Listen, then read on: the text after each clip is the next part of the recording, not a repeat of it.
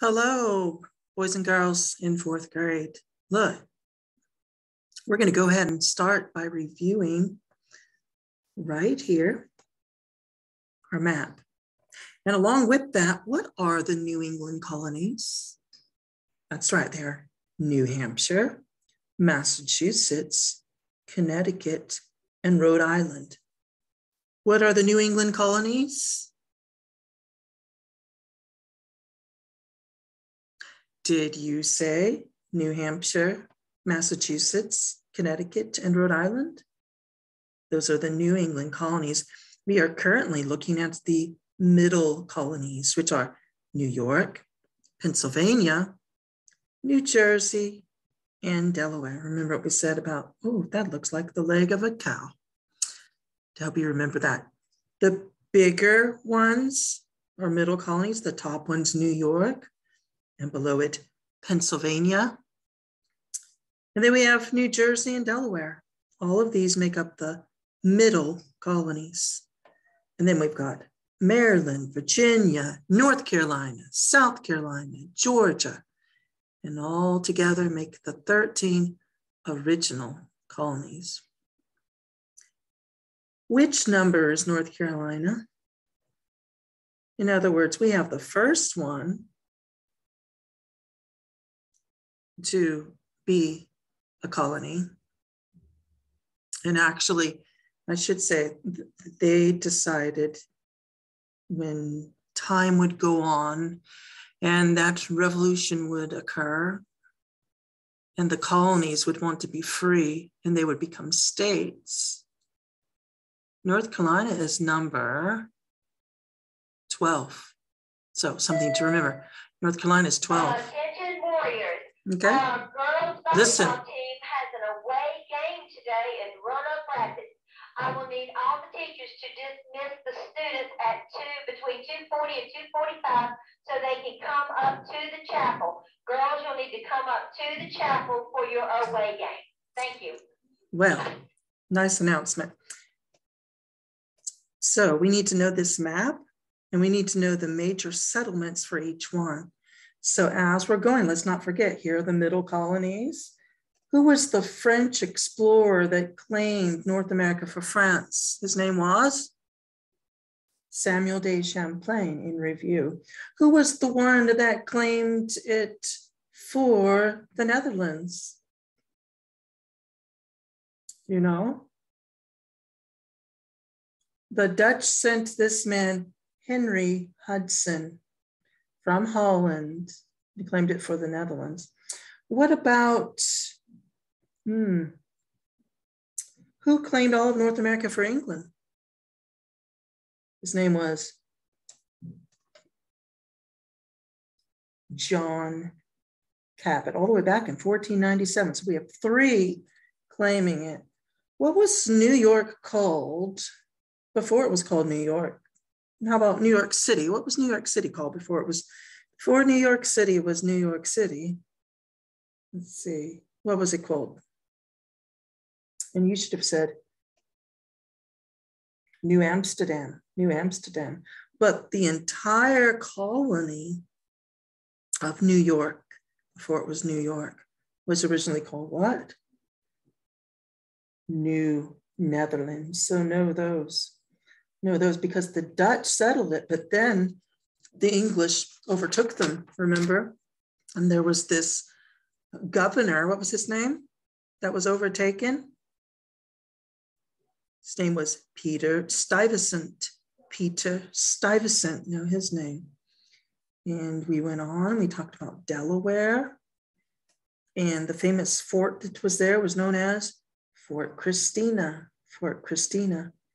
And today this area is known as Wilmington, Delaware, that area there. And we went on to New Jersey.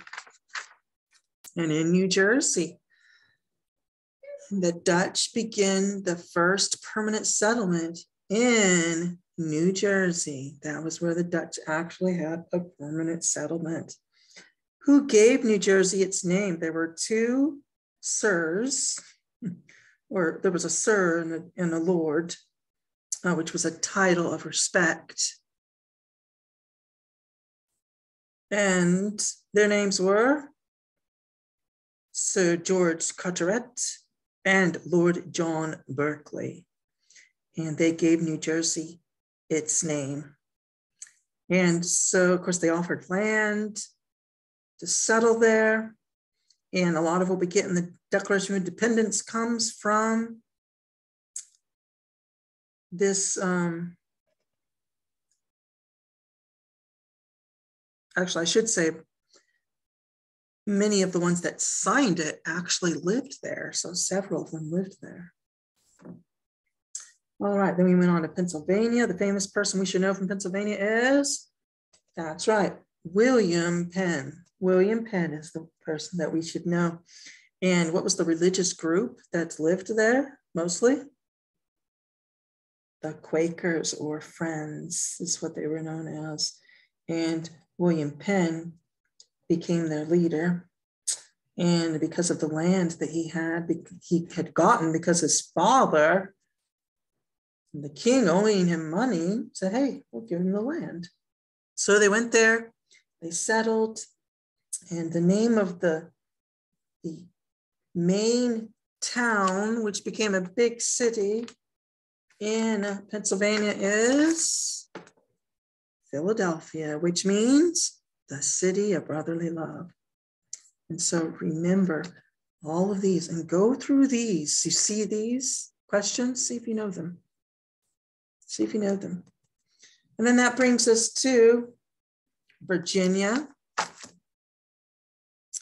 And we're going to start here today. You were to read this. In Virginia, we're getting close to North Carolina now. We're getting into some southern colonies.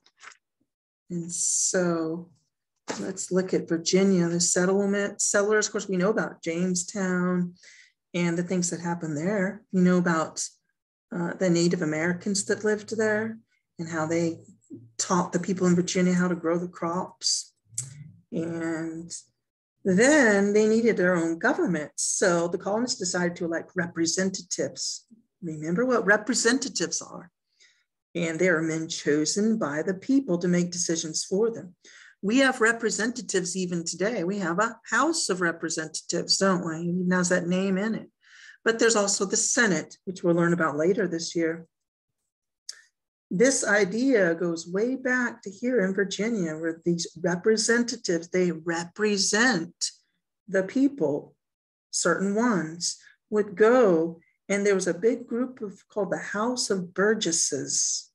Now we have something called the House of Representatives. We have the Senate and the House of Representatives, but back then they had this, which is very similar in how it functioned.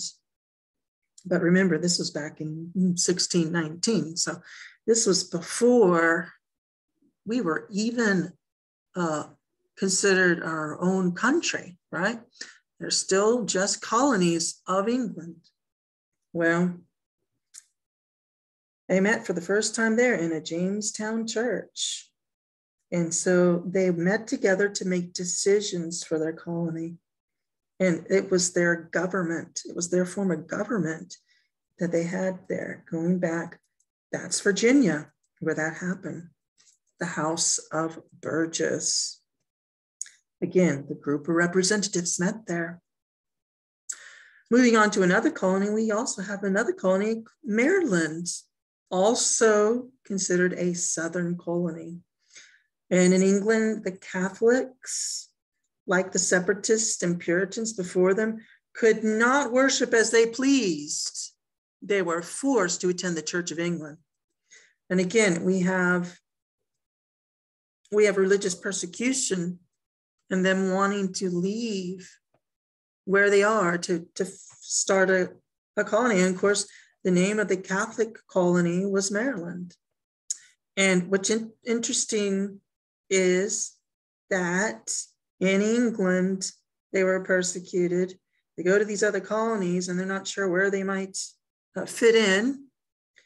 So they're going to start their own. So we got a Puritan colony, we've got a Quaker colony, we've got all these groups that have their colony so that they could again, worship the way they wanted to. It was a big motivation.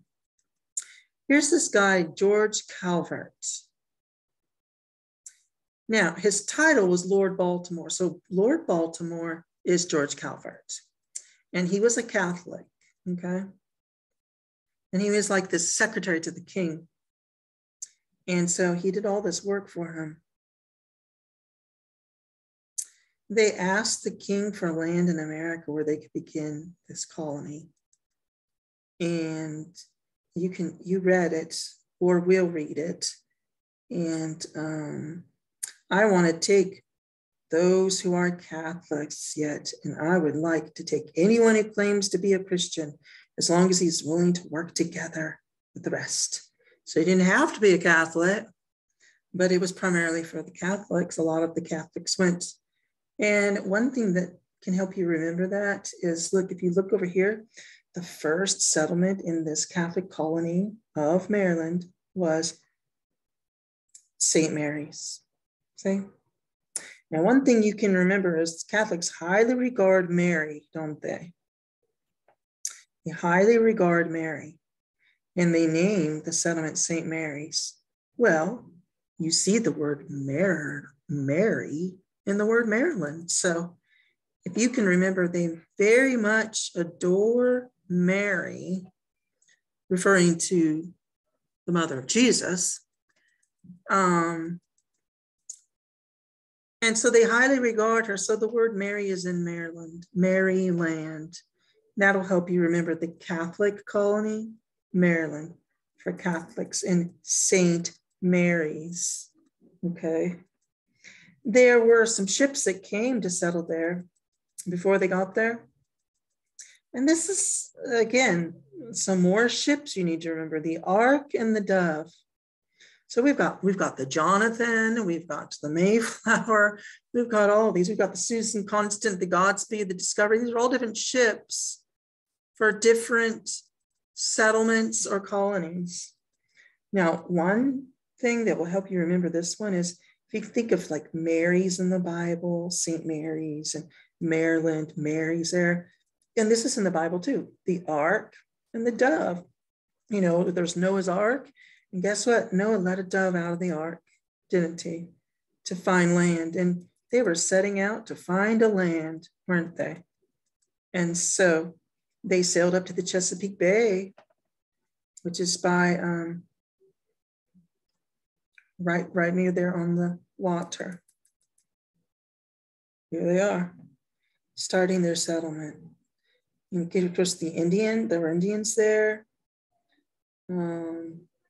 Whom they had bought their land from, left their huts for the colonists to live in until they had time to build their own houses.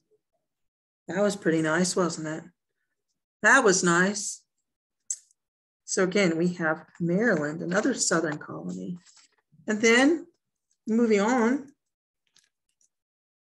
we get to the fun part now, don't we? Because before we get there, though, there's one statement here.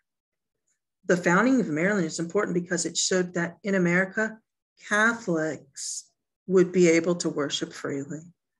You know, that was said to some of the other colonies too, didn't they? It was said in Pennsylvania, oh, they're able to worship freely here. In Rhode Island, oh, there's complete religious freedom, you know, for all. And now Catholics would have their place where they could go and have, you know, a lot of them, that's where they went. Then there's the Carolinas. Now, here's what's interesting here. There was not a, by the way, before I get there, there's one other thing I was going to say. I hate to backtrack now that we're already past it, but see the Cecil Calvert? That's the son of this George Calvert, who was the Lord Baltimore. And see, Lord Baltimore dies, and they're making plans for this colony. So his son becomes the second Lord Baltimore. And I meant to say that earlier. He continues on with his father's plans for Maryland. So it starts out with George Calvert. Gets passed to his son, Cecil Calvert, who's the son. And he carries on the plans of his father. So I wanted you to understand what's happening there. Moving on to the Carolinas. Today we have North and South Carolina, don't we? But back then, you know, it wasn't divided. It was all one thing at first. In fact, even more than just North and South Carolina. Let's look at this. And we'll talk more about this when we do our North Carolina history. But years passed from Sir Walter Raleigh. Remember Sir Walter Raleigh? Since he had tried to begin a colony in the Roanoke Island off the coast of what is now North Carolina. And as time went on, both North and South Carolina became known as a large piece of land known as Carolina. Carolina, notice how it's spelled. Carolina, there's an I there, isn't there? But originally, there was an A there, Carolina. And in 1650, Virginia had many colonists. Some of the Virginia colonists began to wander down into what is now North Carolina.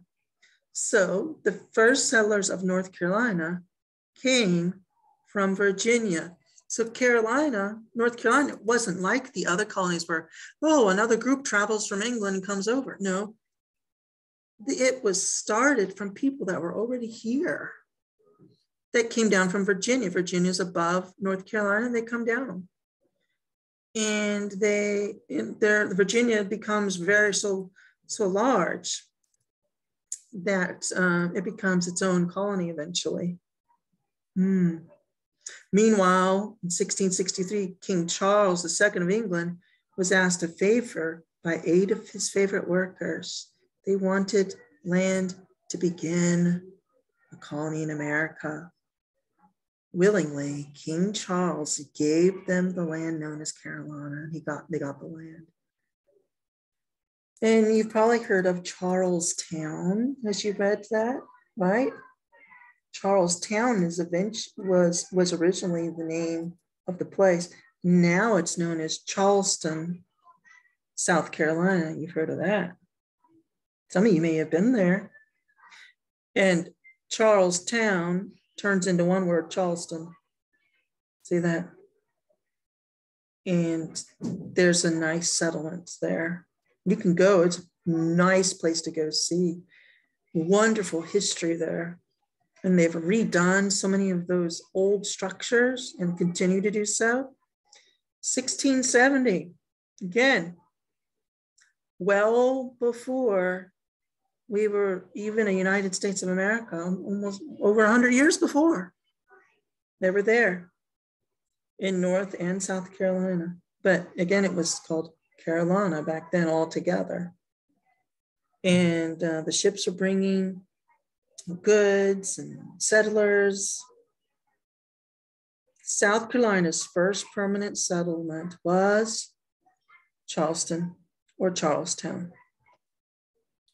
Say Charlestown because back then it was Charlestown, but became Charleston.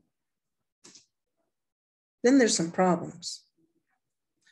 Look at this picture of Charleston, was Charlestown in 1672.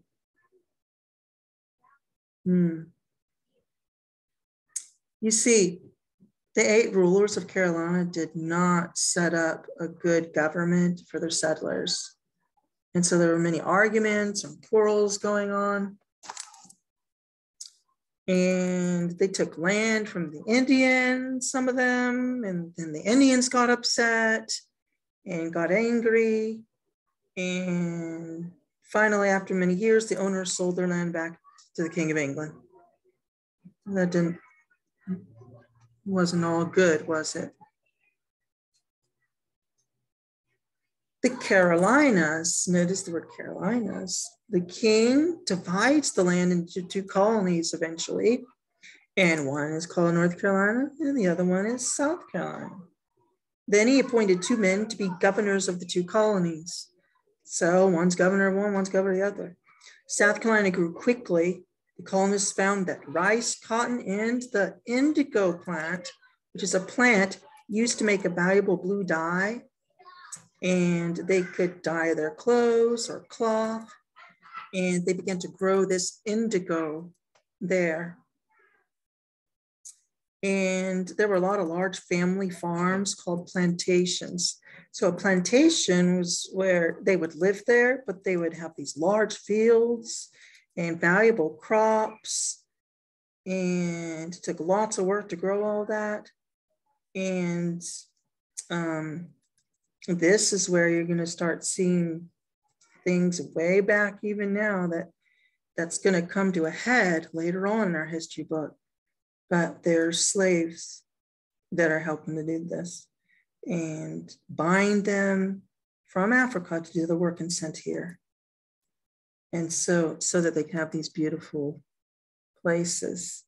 And that's a whole other issue for another time. But even back before we were even a country yet, in the early 1700s, this was happening. But they grew it and they produce all this stuff. Now, North Carolina didn't grow as quickly as South Carolina. We didn't have Charleston in North Carolina. But the people who settled North Carolina were mostly poor and lived they're hardworking, and most planted and worked their own fields. So the poor people, they just worked their own fields. The ones that could afford it were the ones that were buying slaves. But a lot of those families had their own, just taking care of their own food for their own tummies and their own families. And so there were fewer slaves. There were slaves, but there were fewer in North Carolina than in South Carolina.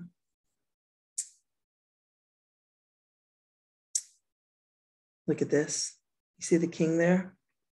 When the king gave Carolina to his 8 friends, the boundaries of Carolina stretched from the Atlantic Ocean all the way across the Pacific Ocean. At that time, and no one had any way to know the size of America.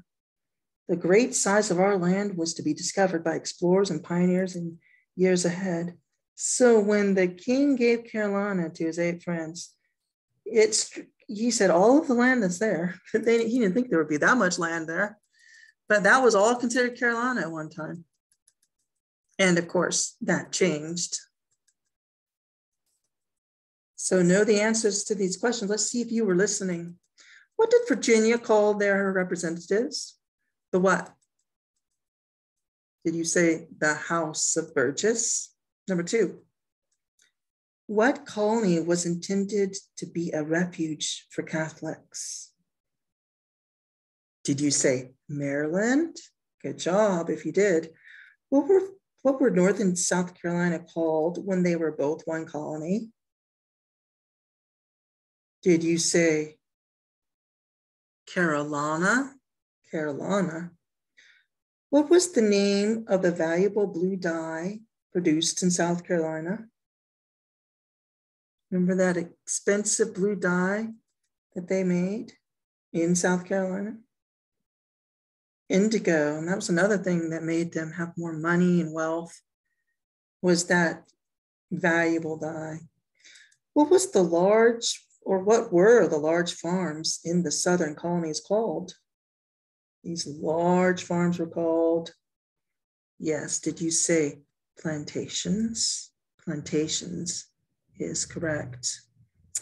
A lot of information here, a lot to think about, a lot to consider. I hope you learned something today. Hope you can remember all of this and go back and study the highlighted, or watch this video again and see if you can remember something you didn't the first time. And you take care. You have a wonderful day. And remember, learn something new every day. Bye.